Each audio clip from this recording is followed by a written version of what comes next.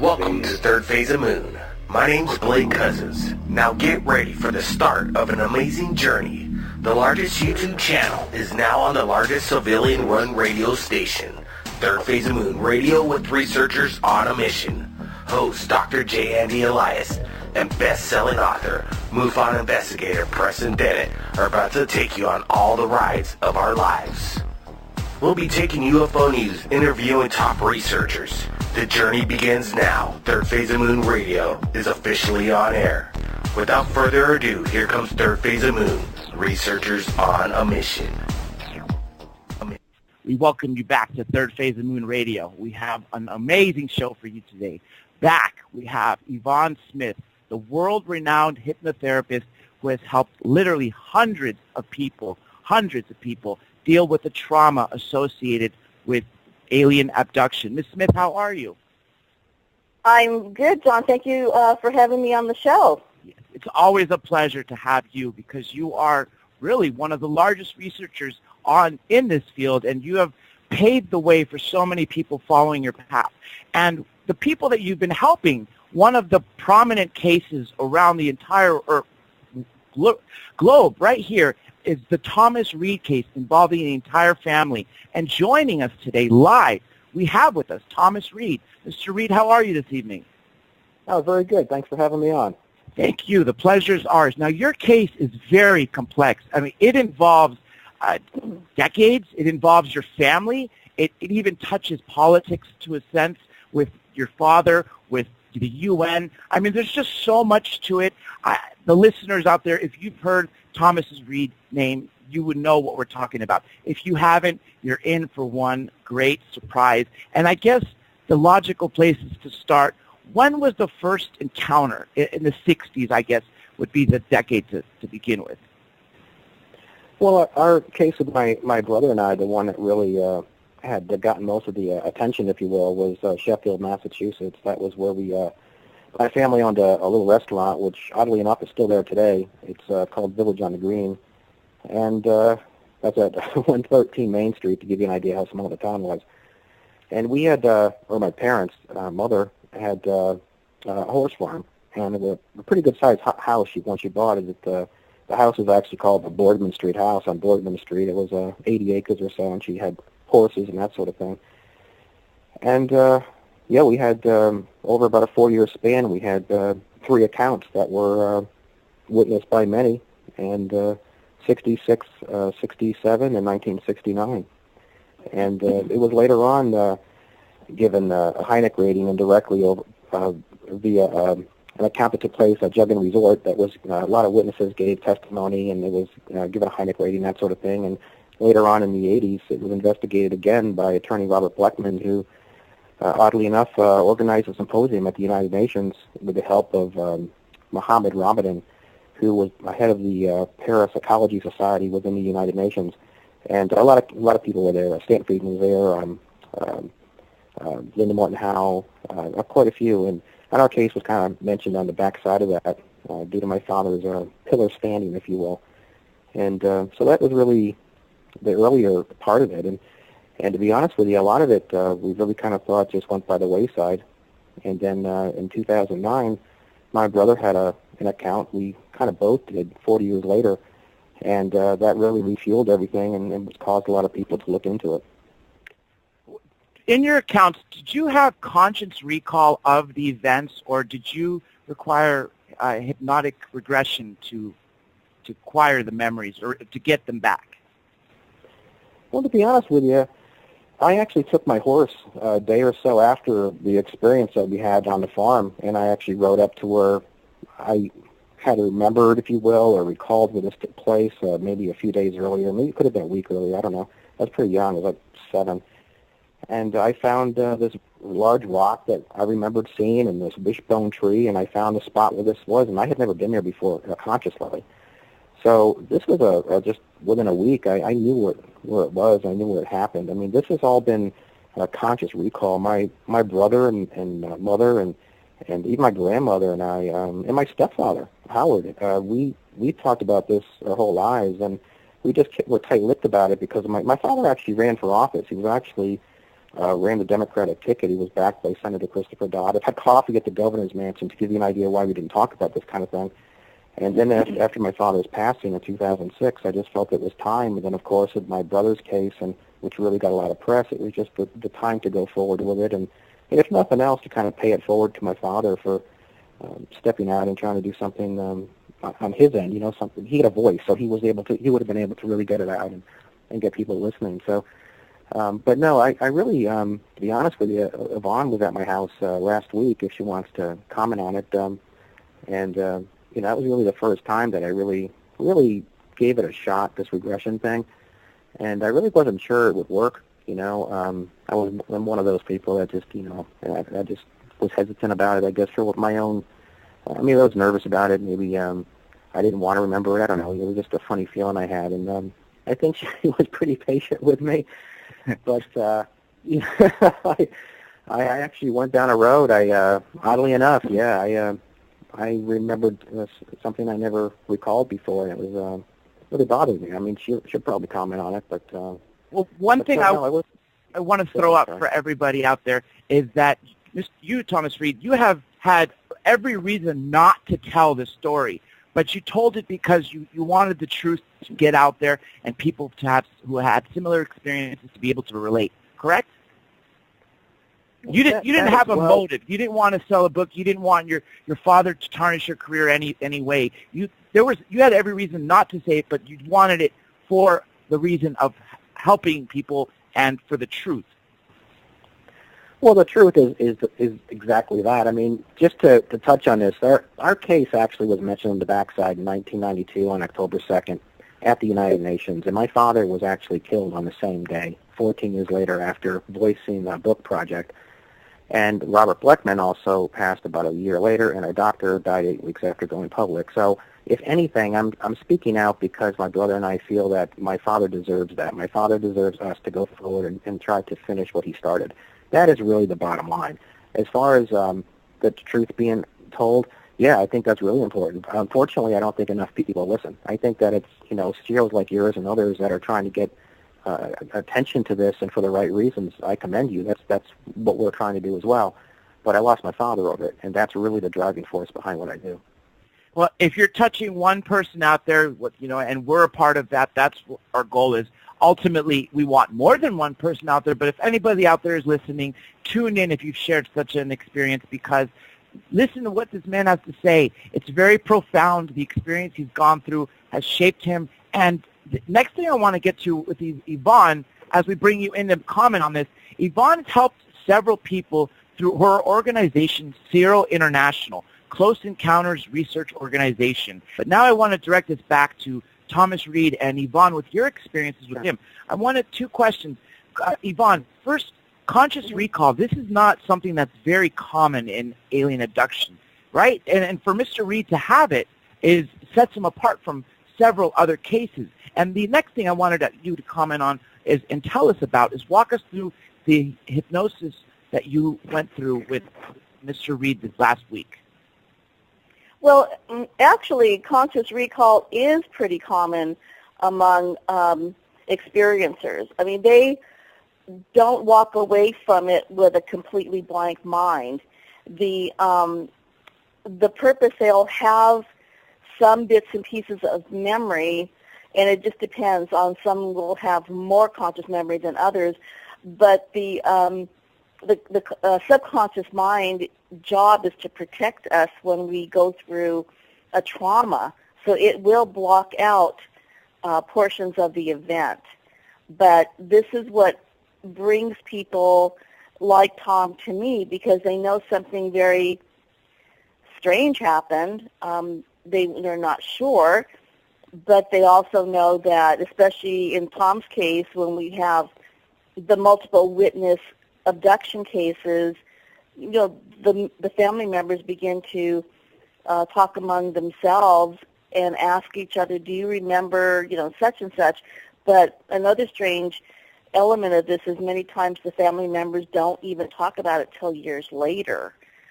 So, but you know, they do have conscious memory, and what brings someone to me is that they finally want to know what happened. They want to know the truth. They want to know if they're crazy. I've heard this over and over again. So what Tom experienced, of course, is one of the better documented cases, because he had family members with him, and then he's got all the documents. He spoke for CERO, our support group, several years ago, and we're going to have him back at some point to speak for CERO International, which is a spin-off, a branch of CERO. He puts on a very nice presentation. Tom and I also spoke at the McMinnville conference, I believe that's a couple years ago. But I'll let Tom talk about his, to see how much he wants to talk about his hypnosis experience. But what he went through during his session is something that I experience with people on a daily basis.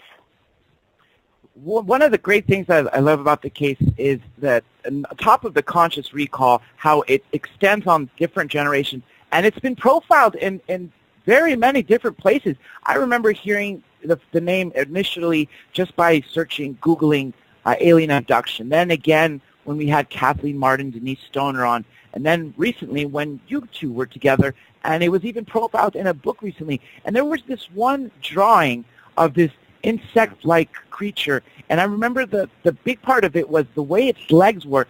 It kind of sat like it made an M, and it had this giant sack. Can you describe the different creatures and walk us through that particular experience? Is this for me or for Yvonne? For you. Oh, okay. Yeah, what my family, what we ran across or saw or had an experience with what we believe to be two different type of entities, if you will. The one that looked more human to us, it was still more human than what most people would probably see on the internet or reference as the common terminology, I guess, would be a gray. That looked very human to me in a lot of respects, and small, frail. And then there was the what we believe to be, and again, this is our assumption. I don't know. I'm no expert, but it looked to be a combination of perhaps some type of gene manipulation or something, a combination of different insects, and it had looked to have human hands. It had insect-type body, legs of maybe a spider or an ant. The head of an ant, actually. It was about 4.5 feet tall, I believe. I was younger, so I try not to. It looked bigger to me as a child and quite terrifying, actually. But it, again, I'm not trying to blow it out of proportion, but I'd say this thing was about 3 feet. The legs, 3 feet. Body was a couple feet taller than that. It had a head shape similar to a football or an ant, and it looked to lower and raise itself between maybe 4 feet and 6 feet through its stance. My brother remembers it being much taller than I do. I'm sorry, no, my brother remembered it being shorter than I do. And we thought for that reason that maybe it lowered itself because my brother was shorter and I was taller. But again, it had like, to describe it to you, legs very stick-like, like pencils maybe, and it had rings on it. It looked like it had like purple ring going around it. And it had like a sack or like a teardrop body and a very long neck. And again, it had a head much larger than twice the size of a football, but shaped very similar to that. And I just recently had an illustrator put together a 3D image of it, which I can probably send you later, which is okay. But it hangs in Roswell, actually. I drew it when I was, to tell you how I first drew this thing, after an experience that we had in 1969 in the station wagon, which our whole family saw this craft over or inside some shrubs and trees up above the left side of their car. And it was very traumatizing for the whole family, which is where we saw this thing. Later on, I actually sketched it. My first day of 4th grade, I had gone into my class, and there were a lot of sketches from children from the year before on the back wall underneath the chalkboard, and they had these green men from Mars and all this kind of thing. And I stood in the doorway, and I spoke to my teacher before I would take my seat. and she asked me, my name, blah, blah, blah, why am I late? 'Cause I actually was late for my first day of school, 4th grade. And I said they're not green and they're not from Mars, and I had sketched a couple of things which also hung on the back wall of this classroom, and several of them actually are hung in not the museum, but the library, the Roswell Library today. And so this thing that I sketched, I actually drew it when I was 9 or 10, and it stuck with me this whole time. And just over the past few years, I've started running into professional illustrators and that sort of thing that have tried to help me bring this to life. So with the help of my brother and I, we sat down, and what we believe, when we look at it, it puts a chill down our back. So we know that, between the two of us, we have some differences in what it looked like. My brother thinks it was a little bit shorter, that kind of thing. But all in all, it's very accurate to what we saw. And this is a real thing. It looked like it had almost human hands, larger human hands. Again, it was a combination of different insects maybe and some human characteristics. It was very, very weird looking. It was very, very difficult to look at. When I saw it, I ran into a hallway. But anyway, to give you an idea of the color too, the head of it was more like a goldish copper, maybe, from what I remember. And the body itself, the neck and going down towards the legs, was more like an off-white, a dirty and black white with purplish rings on it. How many different species were on board? You said there was 2, right? How many of this insect-like were there versus how many of the grays were on during that experience? I mean, did this seem to be like the one in charge? I couldn't really tell you that. I can tell you the scenario. I was in a room. Actually, I was in a large open bay area. It was probably the size of 4 football fields. When I looked ahead of me, it was all basically just empty and black. At least it felt that way to me. I saw a light ahead of me. At this point, I usually, the times when a couple of years beforehand, if I can back up for a second, I felt very engaged in something. I felt like I was going along, not willingly, but I was doing it anyway. It was very hard to describe why I would cooperate, for lack of a better word. And this, I was very, very clear-minded. I wasn't, whatever this was that had taken, but I used to think that there was, I still do, think that there's a low-frequency ELF that kind of puts you in type of a state, and you're kind of controlled through that.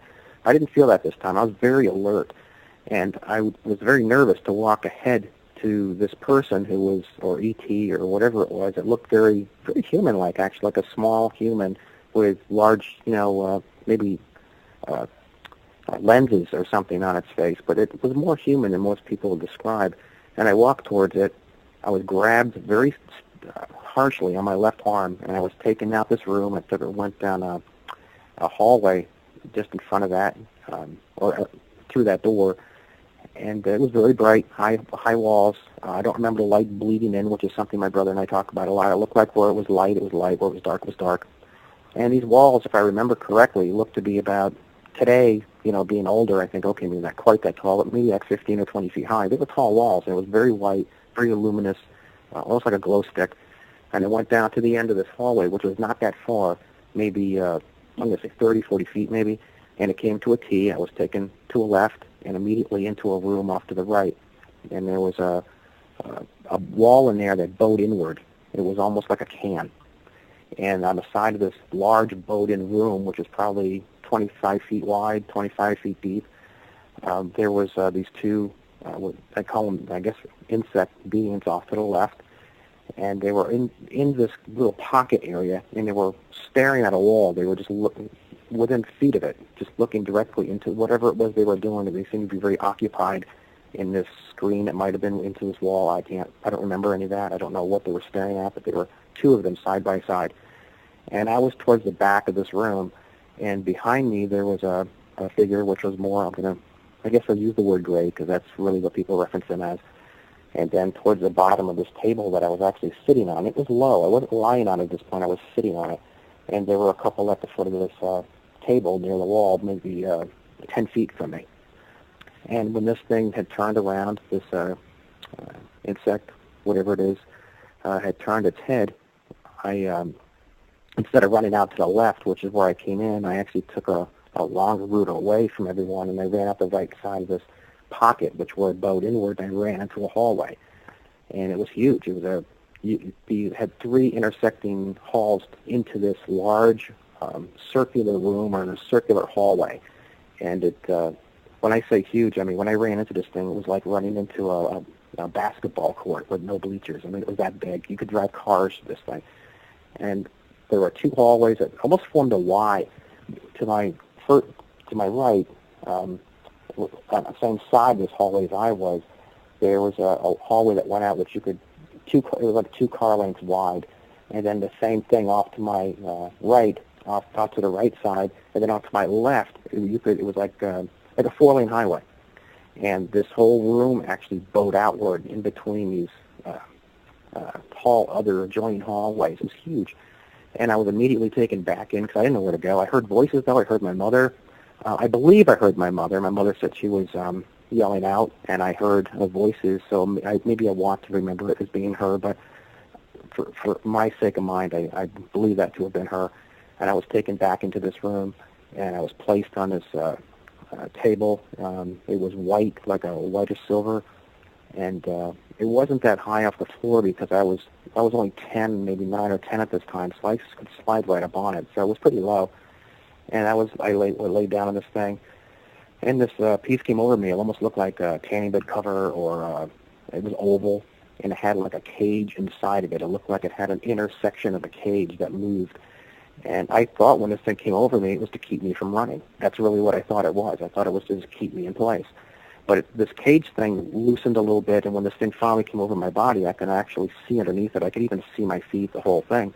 And it had holes on the side of it, like ovals or circles. And there were things placed on my body through these hands that came in through this cage-type thing. And they looked like raisins, large raisins. And I think they were on a pad of some sort. I can't remember exactly. But I used to have referenced them as rocks. But I don't think that's a really a fair analogy. I think they were more like a packet of something, or like a dark, raisiny, black packet. And they were about the size of smaller than a golf ball. And so I remember that. And then I was brought back into this room. And next thing I was back in the station wagon with my family, who all remembered something a little bit differently. And my grandmother was in the middle of the road. I remember seeing her. My mother was driving, actually, and now she was in the passenger seat, and she was not aware. She was not responding to me calling to her. My brother was curled up in the fetal position. He was on the right side of me.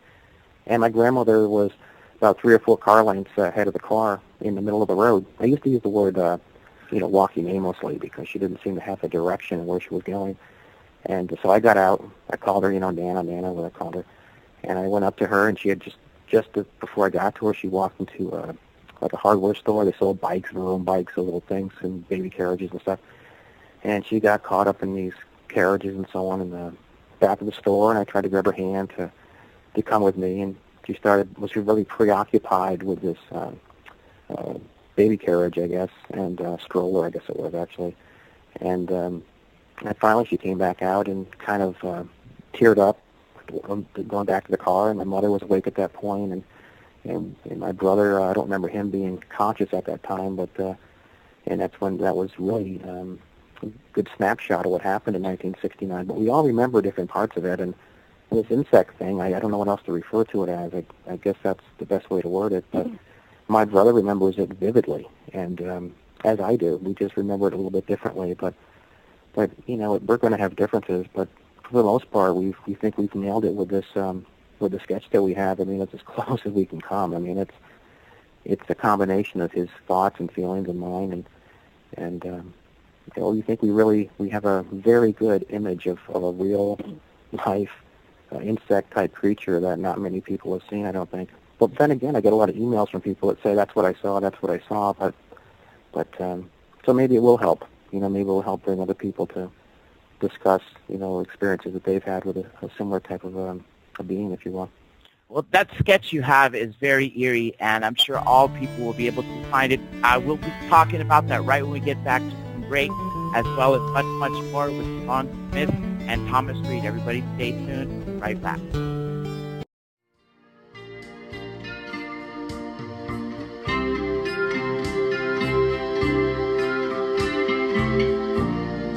We have an unidentified flying object.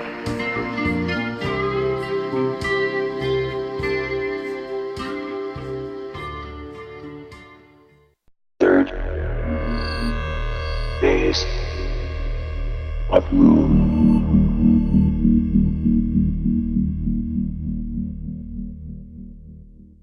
Third. Welcome to Third Phase of Moon. My name's Blake Cousins. Now get ready for the start of an amazing journey. The largest YouTube channel is now on the largest civilian-run radio station, Third Phase of Moon Radio, with researchers on a mission. Host Dr. J. Andy Elias and best-selling author, MUFON investigator Preston Dennett are about to take you on all the rides of our lives. We'll be taking UFO news, interviewing top researchers. The journey begins now. Third Phase of Moon Radio is officially on air. Without further ado, here comes Third Phase of Moon, researchers on a mission. We welcome you back to Third Phase of Moon Radio. How are you this evening? Oh, very good. Thanks for having me on. Thank you. The pleasure is ours. Now, your case is very complex. I mean, it involves decades. It involves your family. It even touches politics to a sense with your father, with the UN. I mean, there's just so much to it. The listeners out there, if you've heard Thomas Reed's name, you would know what we're talking about. If you haven't, you're in for one great surprise. And I guess the logical place is to start. When was the first encounter? In the 60s, I guess, would be the decade to begin with. Well, our case with my brother and I, the one that really had gotten most of the attention, if you will, was Sheffield, Massachusetts. That was where my family owned a little restaurant, which oddly enough is still there today. It's called Village on the Green. And that's at 113 Main Street, to give you an idea how small the town was. And we had, or my parents, mother, had a horse farm. And it was a pretty good-sized house once she bought it. The house was actually called the Boardman Street house on Boardman Street. It was 80 acres or so, and she had horses and that sort of thing. And, we had, over about a 4-year span, we had 3 accounts that were witnessed by many, and 66, 67, and 1969. And it was later on given a Hynek rating indirectly over via... Amazing show for you today. Back, we have Yvonne Smith, the world-renowned hypnotherapist who has helped literally hundreds of people deal with the trauma associated with alien abduction. Ms. Smith, how are you? I'm good, John. Thank you for having me on the show. It's always a pleasure to have you because you are really one of the largest researchers in this field, and you have paved the way for so many people following your path. And the people that you've been helping, one of the prominent cases around the entire globe right here is the Thomas Reed case involving the entire family. And joining us today live, we have with us Thomas Reed. Mr. Reed. An account that took place at Juggin Resort that was a lot of witnesses gave testimony, and it was given a Hynek rating, that sort of thing. And later on in the 80s, it was investigated again by attorney Robert Bleckman, who, oddly enough, organized a symposium at the United Nations with the help of Mohammed Ramadan, who was head of the Parapsychology Society within the United Nations. And a lot of people were there. Stanton Friedman was there, Linda Morton Howe, quite a few. And our case was kind of mentioned on the backside of that due to my father's pillar standing, if you will. And so that was really the earlier part of it. And to be honest with you, a lot of it we really kind of thought just went by the wayside. And then in 2009,